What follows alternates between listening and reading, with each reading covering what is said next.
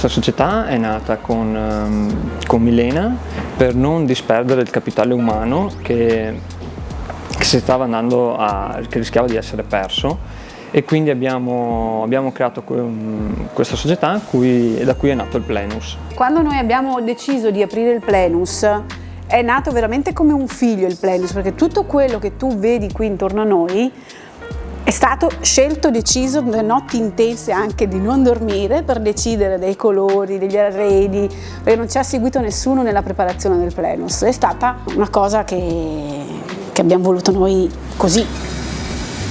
Allora, all'inizio i trevigiani, come tutte le cose nuove che arrivano, erano un po' scettici, cioè arriva comunque un estraneo in casa, no? Noi siamo arrivati in centro ed eravamo degli estranei perché nessuno di noi è trevigiano. Però poi col tempo, un po' alla volta, con l'impegno, abbiamo sempre dato il massimo, si sono affezionati. Abbiamo dei clienti affezionati, abbiamo degli amici ormai, che tanti possiamo considerarli amici perché sono qua sempre e ci vogliono bene, cioè senti che comunque il cliente ti vuole bene. Allora, il piatto che abbiamo preparato prima è una quaglia con foie gras e un ristretto di Don Pix, arancio e miele.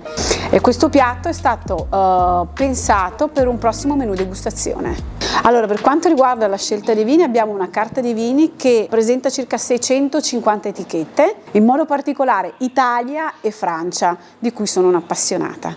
Io mi occupo di simulazioni numeriche, sono un matematico. Oltre a seguire la parte matematica dell'azienda e la parte amministrativa, mi presto anche a lavorare nel servizio di sala per la parte ristorativa. Abbiamo introdotto sin dai primi mesi la conta carboidrati. Per ogni piatto riportiamo il quantitativo in grammi dei carboidrati ed è necessario per chi deve assumere insulina, quindi chi ha necessità di assumere insulina, i diabetici di tipo 1, trovano questa possibilità.